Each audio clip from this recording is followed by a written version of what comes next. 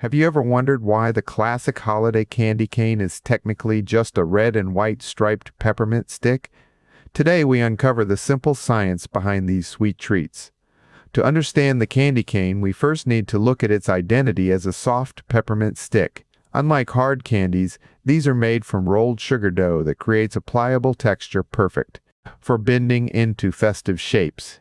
The iconic design relies on a simple chemical trick, red food coloring mixed with white sugar to create those distinct stripes.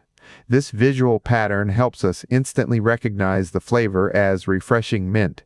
But the magic happens when we break a stick into smaller pieces. Crushing these peppermint sticks releases their essential oils, turning a simple snack into a powerful flavoring agent for desserts. We can see this in action with peppermint bark, where coarsely chopped candy canes are sprinkled over white chocolate.